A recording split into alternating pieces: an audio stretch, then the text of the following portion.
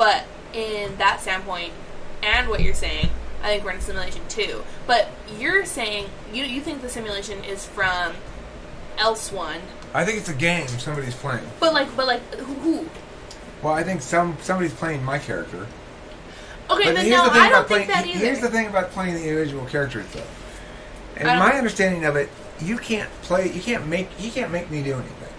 All he can do is sometimes move suspiciously coincidental things in my way that he expects or hopes will distract me long enough so that I don't get hit by that bus that I otherwise would get hit by. He can see a little bit ahead, like, shit, Eric's walking right over there. He's going to go straight into the volcano. He's such an idiot. He's thinking about cognitive functions. He's not paying any attention to what's going on. He's going to walk straight into that volcano and die. But who do I have some influence over? Oh, that lady right there. Okay. Tom, you know the guy who's doing that lady, right? Can you get him to, like, trigger some cheese over here or something? And she comes walking over and...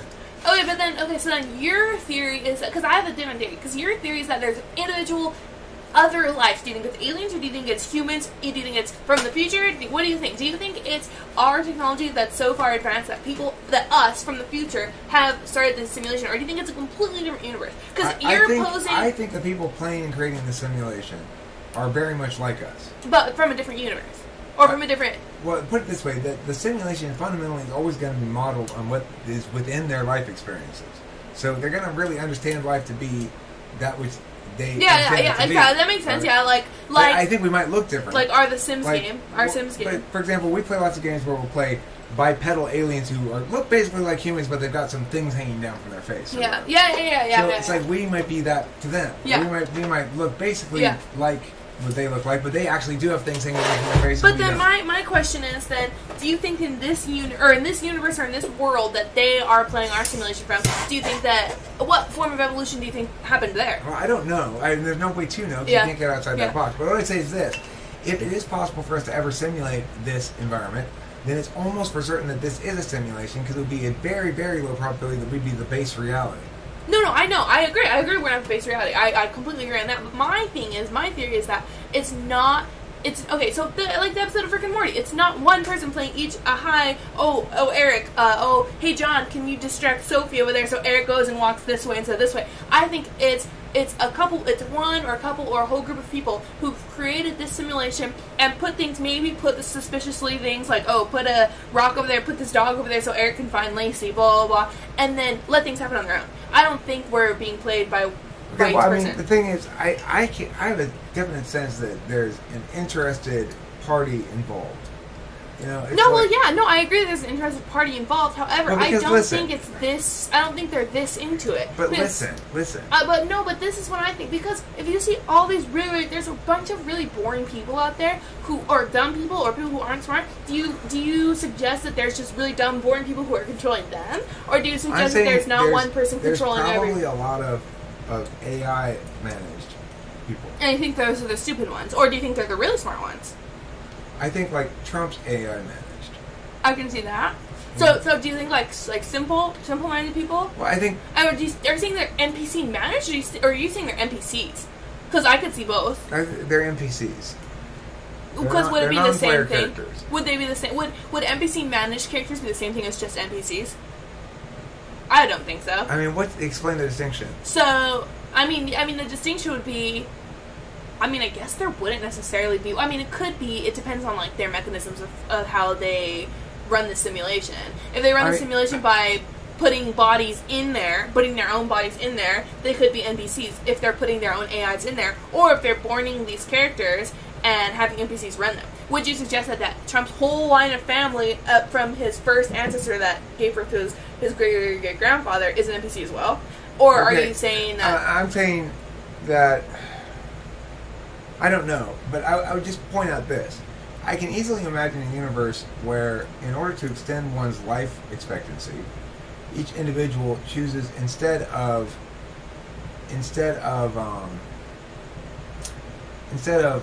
extending their biological life, they still live like around 100 years, but they spend that 100 years in a series of 100-year-long simulation lives. Okay. So, okay. But once they come back, they remember each of the lives they have. So they accumulate these these memories and experiences, myriad different lives. So let's say it only takes a few minutes of their time to run the whole simulation. Yeah. So then you can run a whole life in a few minutes. You wake back up and you're like, okay, well, what's up next? So then, would you say that they have the fullest of control over so then would you say that like disease or like fatal disease like cancers or genetic mutations that no one accounted for, is that them putting those into place, or is that something like a glitch or like a mistake? Or do you think it depends? I think it may even be something that people choose before they go into the game. I want to experience, okay, I had an easy life last time. It was easy. Like, you and I have easy lives so far. You may not end up having an easy life. I don't know. We'll see what happens in 50 years or whatever. But my thing is, it doesn't matter how easy your life is. No one would choose. So then, are you saying that in third world countries, all the millions of people who are super suffering and starving and dying of disease, people would choose to do that? Listen, if you think about it, you had, let's say, 10,000, 100,000 opportunities to live a 100-year-long life in the course of your one actual 100-year-long life. Not any of those choices would you ever choose one of the shitty lives? You'd have to. Eventually, you'd be like, okay, I got to see what it's like to be a kid dying of cancer now. After all, in 3 minutes, I'll be back. I mean, sure, it'll feel like 100 years, but... Jesus. I mean, if it's a kid dying of cancer, it'll feel like 6. Right, well, I mean, that's the thing, I want to see what it's like to experience being born, getting cancer at 3 years old, and dying at 5. Okay, so then my question is, also another question is, do you think that, I think that, if you say it's these certain, each person is running each simulated individual. I have a couple more questions, actually. I'm thinking of them too fast. They're coming to me too fast, and I forget them once I'm finished halfway through the first one. If you're saying that it's individual, do you think that they jump into the simulation knowing how things are going to play out, or choosing their ending necessarily, like saying, oh, I want to live a full life until I die of quote-unquote old age? I think it's a probability thing. And so what you don't know is what you're going to bring of yourself into the character. Because you're blank slated when you go into it. So in some regard, there's a soul that has to be for this to work, right? But in some regard, it's still you, but you're blank slated. So qualities implicit to you will bleed through and color the character as it plays out.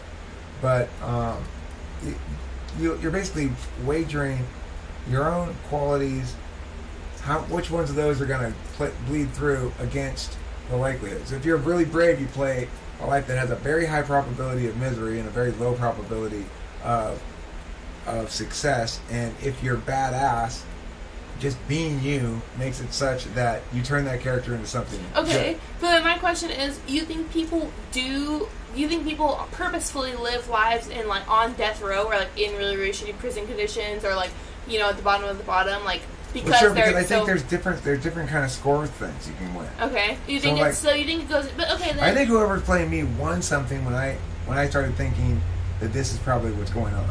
Okay. In other words, figuring out that they're in a sim, you get bonus points. No, I mean, yeah. Well, the thing is that the thing then is, okay, so then you think after you figure out we're in a simulation, your life got better? Or do you think it has something to do with it? I don't think I get a reward. Okay, I'm just saying. Not in this lifetime. I get a reward when this life's over and I go back to regular life where I'm doing these sims. Then I check my account and it goes like, you just leveled up. I get what you're saying. So it helps me in that meta sim. Okay, but then my question to you is, if we are all, simulation runners, then I have two questions here. If someone's running my simulation, someone's running your simulation, and we can for some reason remember all these lives that we've lived, why don't we remember any of our other lives? And if you're suggesting that it's because we're born as new people, then when we die, if the person who's running my sim isn't me, then it's a completely different entity. Okay, but see, this is what it requires. It requires there to be some essence of you that persists without being predominant as you express as one configurable variation. Okay, then that's why I'm saying I don't think it's individual people running the simulation. I think it's a group of people who's letting us run free. Okay, well, I agree that we're largely let to run free. That by getting credit for my character doesn't mean controlling my character. Okay. Like right now, in that other world, I'm not actively playing it. Okay. I'm like unconscious while I'm living this life or something. Yeah. But it's a game, nevertheless, that other people who are awake in that reality can impact this. So if maybe it's something like you got to have some friends. Now look, you guys who are not in the game right now, who aren't being the game, who are playing the game, do whatever things you can do, put things in my way or whatever to help me if I'm gonna when in spots when I really need it, as best you can. Okay. Remember, this is a very short game from their perspective, so they're not investing much time into helping. They just go, okay, wait, hold on. He looks like he's on a vector to homelessness. Let's put this in his way. Okay. So then, do you think like the people like okay then? I need a beverage. Oh, I got this right here. Okay, good. Because I would forget everything if you left. So then, do you think that here's my question? What I think is plausible is being able to abandon your character. Like, do you think about how many crazy homeless people you see walking around? There's a fuck ton that go to my Starbucks. You know what I mean? Do you think that those people have abandoned their positions, or do you think that they just want to live that life and see what it's like? Or do you think they're NPCs? I don't think they're NPCs. Well, but then again, though, you never hear about the origin stories of these people. I don't think you can willfully abandon it. I think that there are circumstances where they have to pull somebody out of it. Okay, or like you die. Or it's just like, hey, maybe it takes more than 3 minutes. Maybe it takes an hour or a couple of hours. Then they go, hey, your mom just called. She says it's a family emergency. They can't talk to you because you're unconscious. They just gotta. What does the protocol say? We gotta wake this up. All right, pull him. You're back out of there, and your character just loses volition. What's volition? Like, it's the willful individuality, willful individual desires and action. The action that's informed and representative of who you are and your being in some regard, versus, say, like a program set of artificial intelligence. So do you think, but then why, so if they have so many NPCs running all of these, people who are simple-minded, AI people running Trump, for example, why don't they throw in the NPCs for if you have to pull someone out of the simulation, or if someone dies? Let's say someone comes up to you and shoots you in the head while you're running a simulation, why don't they put an NPC there in your place? Right, well, they'll have to. So they can't have people just popping in and out of existence. No, but then I'm saying, but if you say like a simulated person, someone who's lost all of their volition or sense of individuality, why don't they have someone be an AI and run them instead? Well, they don't need to have somebody do it. The computer does it. But if you're saying that there's some sort of essence of a person in there, there was until they pulled them out of the game for whatever reason. So I'm saying I agree that there has to be some mechanism by which you can pull people out of it and not disrupt the logic of the system. In other words, if in this world was a place where suddenly Delilah, the normal happy Delilah that I know, disappeared and became like this weird zombie person, then we have to account for that in our reality, and it would be a different world. They don't want that much. They don't want to clue us into the fact that it's a sim now. Okay, so they then want it to be as realistic as possible. So then they would have a super realistic AI just come take over for me. Right. So then, let's say like these homeless people, because I'm just thinking of like this one perfect example, or actually like 20. We have regular homeless people who come into our Starbucks. We know them. I know them by name. They smell really bad. They sit in the corner and be crazy and rock back and forth and scream and talk and whatever. Do you think those were put there purposefully, or do you think someone's living that? I have 3 options for you. Do you think someone's living that life because they want to see what it's like to be a schizophrenic homeless man who goes to the Starbucks and hangs there from 5 a.m., which is when we open on weekdays, to 11 p.m., which is when we close on weekdays? And you don't kick him out? No, we can't. We can't kick him out of Starbucks, no. Why not? It's not allowed. By whom? By, like, the CEO and stuff. We got in big trouble. I guess, like, they got in big trouble for, like... black people. Yeah. Okay, but still... Regardless, no, I don't want to get into that right now. But my question is do you think people have been... I have three options. Do you think people have been elected to play those people, or they want to? Do you think artificial intelligence play those people because we need those people in our life for balance? Do you think... I have 4 options now. Do you think that those are glitches in the simulation, or people being pulled out and losing their volition and becoming, these crazy schizophrenic homeless people? And if so... do you think that really affected the balance of things too much, or it was meant to happen? And so that's why AI haven't replaced them. So what do you account for these crazy people? Okay, well, I say it could be a combination of all of those things except glitch. Although it could be glitch too, but it would have to be a glitch like... it's not really a glitch, it's... I see the game as having different phases. So the phase of world building is one where you can play that phase. And that's that was the phase where we had the extinction events, and you can play that until you get one started that's going. Right? So you think one person started our entire universe? I don't agree with that at all. No, I think that one person was started at the spot where he had Earth 4 billion years ago. Now it took, and the thing is, most of the stuff you said is automated. You just say, okay, I want it this hot. Well, then you need to arrange the amount of elements correctly. So you can direct meteors to crash in until you get the right amount of whatever, and then you go, okay, now let's see. I'm gonna let's have a bunch of lightning storms. How do I make that happen? Okay, fine. Now I've got life started finally, and so you try to build that up into more complex forms. It has an evolution phase to it, where evolution occurs. Now the thing is, because the game it needs to make it fun and stuff. They only deal with 4 billion years, and you can bypass. You go through this really speed up phase where you go, okay, speed up evolution, so I can pretend this 40 million years were 40 billion years. Okay, well then now we got this many creatures. Okay, cool. You got to have that sort of thing. Obviously, that's built in, or else the evidence wouldn't suggest what it suggests. Yeah, I know. I agree. Okay. And then after you get intelligent life, then it opens up another level of the game where people can go and play individual people in that. Okay, so I have a couple questions for you then. So, do you think that our simulation is unique? Then, this Earth simulation, do you think it's unique, or do you think it's... No, I think that's probably a simulation, too. What, theirs? The people who are simulating us? Yeah. No, I think so, too. Because if at the rate of advancement we're going with technology in video games right now, at the rate of advancement, which is, extremely fast, there's two options. Elon Musk says this. There's two things that could happen. Either we advance technology enough that we have the simulation technology, or we die. We have another mass extinction. There's no other option. We either advance technology enough that we have simulation technology, and then we start our own in maybe another 100 million years, or however, because we're advancing it super, super fast. It could be in the next, what's the word?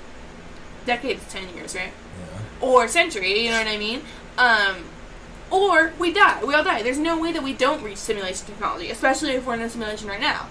You know what I'm saying? Let's say it's only 200 years from now, but we've achieved simulation technology adequate to simulate this experience. But the problem is, we only have about 100 years left on the surface of the Earth before we have to go completely underground, and it's like we've destroyed the environment so much that it's just a nightmare. Right? I know. Is that plan of their simulation, or do you think they just abandoned us at some point? Well, let's just say that that's where we are in 200 years. We have this capacity to simulate this, and we've got a shitty world that's all ate up, and nothing we can do about it. So what are we going to spend our time doing?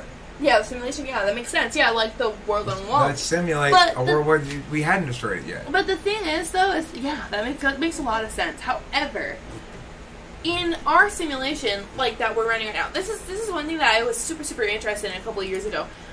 California was in a super, super bad drought, and I'm sure that, a lot of people who are scientists and, environmentalists or whatever would know better than I would, but a couple years ago, when California was in a super, super bad drought, out of nowhere, I remember two things happening. I remember myself and everyone around me getting extremely sick. Are you listening to me? Yeah. So I had I had a really, really bad flu. I was sick. I get sick often, okay? But however, I remember myself and a lot of other people from California getting pretty sick and having the flu, or just sick in general.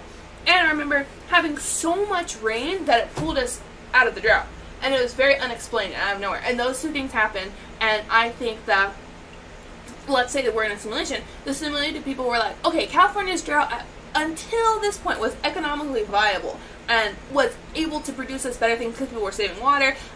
No one was looking at agriculture, even though that was the main source of our drought, is agricultural use of water. And then now it's like, okay, if this drought keeps accelerating at the rate that it is, eventually California is going to go get way too dry. So let's give it a bunch of rain and make everybody sick, and let's have this whole fiasco. And now California's not out of the drought, but we're not as shitty as we were before. So if they had the power in the simulation above us to fix California's, or fix in general anyone's environmental system, then why wouldn't they just stop that before things got out of hand? Unless they're all letting us all run free and not having an individual control, and so in the time that they're letting us run free, we fuck things up too much. That's why I think that it's not individual control one by one. I mean, I agree that they don't have that kind of direct control. I don't feel like I'm being played. No, I don't either. And of course, you wouldn't feel that way. But see, it wouldn't make any point to be a simulation if they could directly control it. It wouldn't be a simulated life. It would instead be playing a game. Yeah. To make the leap from playing a game to simulated life, You the have to let game them part run has free. to be between the rounds, and the rounds Yeah. part have to be completely immersive.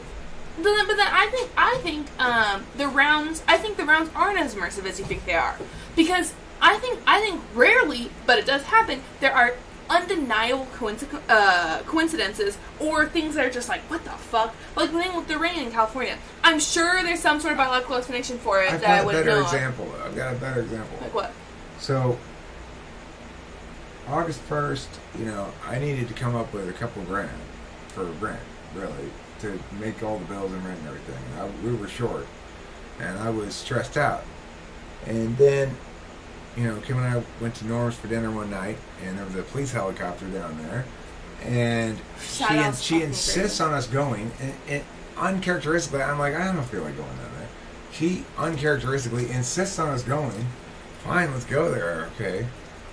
And in the process, without sustaining any injury or incurring any real harm to my life, and then I get silenced by the cop, right? And then I explicitly say I'm not going to sue the city. I don't want any money from the city. I don't think they should have to pay me anything.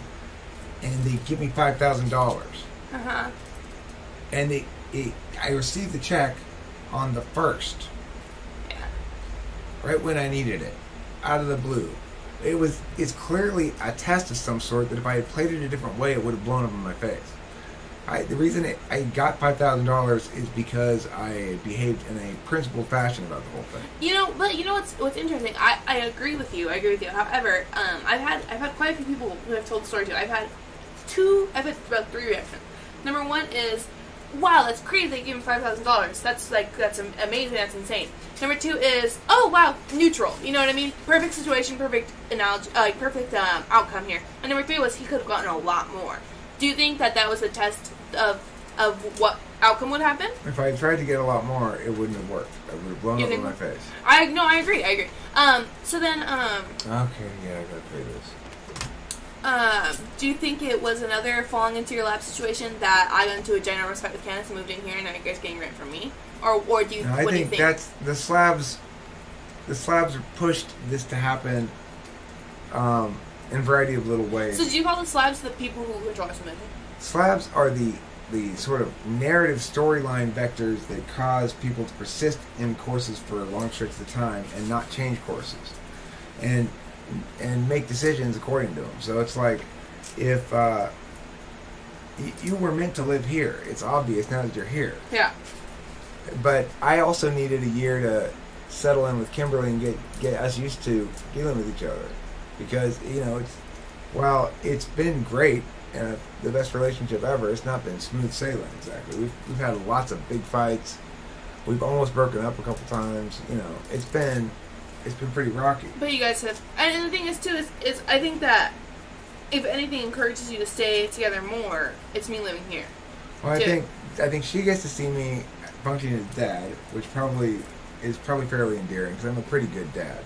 Now, granted, what happened in the car today didn't. I would say that that's an example of you being a good dad. Well, what I was gonna say, it didn't start out in her mind as a good thing, but probably by the time we got to the end of it and she saw how the whole process played out, she's like, oh. Yeah. So I think it's good for her to be able to observe us. For me, she's going to appreciate me more, but also because we're modeling good relationship behavior. We're not like, Colin and his mom used to be, although I don't think you guys are really like that anymore. So, but they had for a stretch an unhealthy relationship where he was trying to be the patriarch too much and a variety of things like that. Okay, so I think I disagree with your perception of the level of interference that you think that the people who are on a simulation have. I think you think that they have a lot more interference than they actually do. Because I think it's more of a run, let them run free, and during the rounds of interference, there's less interference than you think it is. I think, yeah, they see, okay, they kind of like check on him, like, oh, like, I have my Apple Watch here. Oh, Eric's struggling. Oh, he really needs to be run by August first. Okay, let's throw this whole thing. Let's the police helicopter, blah, blah, blah. Well, hey, look, there's a homeless guy right now who won't get off this guy's porch. You want to send the cops and put him right next to it? Yeah. That'll be perfect. That'll work out maybe. But I think that's like the extent of it. Like, I don't think that it's like an every single night they come and put things into, like, I think like me. No, I don't think so either. But I think like me meeting Ricardo, or like everything that has happened to me has probably been worst case scenario. Like the simulator person is like, Delilah, what the fuck? Like, I'm giving you every time. Like, you're like, not to get into too many details, but this person is calling you a dirty fucking whore every single day. He's telling you he hates you. He's telling you to leave him alone forever. Why aren't you fucking leaving? And then finally I do. You know what I mean? I think this guy's like worst case scenario and give me the worst possible situation so I can get the fuck out of it. And then like they're finally like, here's your present. I wrapped this up for you. Here's Ricardo. And it was so crazy random happenstance that we met. You know what I mean? And I'll tell you the story of how we met off camera. I would rather not talk about it on camera. However, it was super coincidental. You were doing a porn shoot, and yeah, exactly. But no, it was. But I'll tell you the story later. It was? No, it's not actually what happened.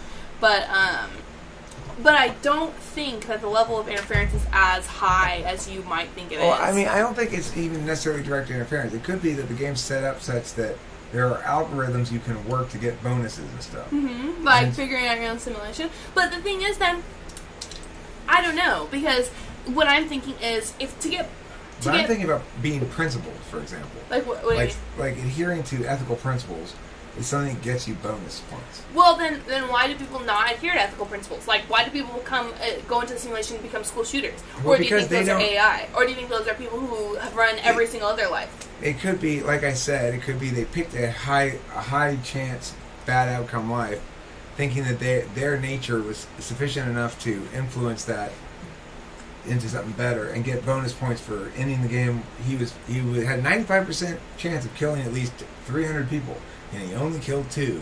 You get plus 12. Okay. So then, do you think the people in the simulation need the chaos or like those killers? Because there's a lot of people who kill. There's a lot of serial killers. There's a lot of school shooters. But there's surprisingly few, actually. It's not a leading cause of death. No, I know, but I mean, in what way? Why does anyone want that in the simulation? And if they wanted it in the simulation at all, I feel like it would be a lot more. Because you have to have the right balance of value, risk, and reward. And do you think this is the right balance, especially with the amount of like school shootings right now, or do you think people are just like, whoa, someone introduced school shootings, let's all go fucking ham? The only way to make sure that you really value your daughter is to guarantee that everybody knows that they can die. Yeah, okay, that makes sense. I mean, how tore up would either of us be? No, I know. I don't even want to think about it. Yeah, I know. I whenever I do think about it, yeah, I guess. But the reason you value me so much is because I'm mortal. Yeah, like when my coworker, I don't want to talk about it. I'm going to start crying if I talk about it. But my coworker's dad passed away recently, and she's really young. I remember like sobbing with her, and I was like, that was put into my life at a very specific time. I think it was put into my life. I think when I learned about that, it was at a time that you and I were not very close. I think you and I have not been very as close as we were past maybe what do you say, a couple of years. Oh, I don't even feel like we've been not close. Distant. It's just that we've not engaged with each other. Yeah, but I think we're the same amount of close. I've always said it to everyone.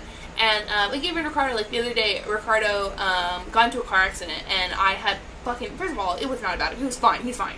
But I had straight up a full-on panic attack at school. I was sobbing. I was doubled over, crying, hyperventilating. And then, later that day, I cried about you. Oh, when you stubbed your toe, or you can't really push the dresser over your toe, and I thought you'd broken your ankle, and I started crying. And Ricardo said, that's the second time you've cried over someone you've loved today. And I was like, yeah, it's so interesting that it's how much connection I have to certain people and beings. Well, if you start feeling too heavy about it, just remember, it's cool. It's all a simulation. Yeah, I think that makes me feel worse about it. But I think it makes me feel worse because I like the comfort in knowing things are real. I don't like not real things. I like my achievements to be real. I don't like cheating on tests because I don't feel like I did a good job. Actually, I don't like when people think I did something a certain way when it wasn't me who got the credit for it. I don't like getting credit when it's not due. You know what I mean? Like, I would not be able to achieve something. Like, let's say, like, April achieved something, and for some odd reason, everyone thought I was the one who achieved it. I wouldn't want that to be the case. I would want everyone to know the truth, you know? Like, and not think that I have that ability when I don't. And so, I'm trying to think of an example. I can't really think of it right now. I get it. Yeah. Alright, that's enough for this video. This has been a great video. I very much thank you for participating in this video with me, Delilah. It's great to be able to hang out with you again. It's great having you here, living here. You're not even a hassle at all. You're gone so often. I know, that's what I told Kim. I told Kim I'd be gone all the time. When neither of us had a mom and we lived together, it was kind of rough because it was a mess around there. Yeah. But now that we have a good mom, and it's cool that Kim will say something like, oh yeah, I'll install a light in the shower so you can shower in the dark. I'm like, okay, so for the next few months I'll be showering in the dark, and there's already a light in there. Yeah, she got it at the thrift store the next trip out. She's amazing like that. I know. Anyway, thanks for watching. Don't forget to eat plenty of cheese. This is some good fatherhood moisture right here.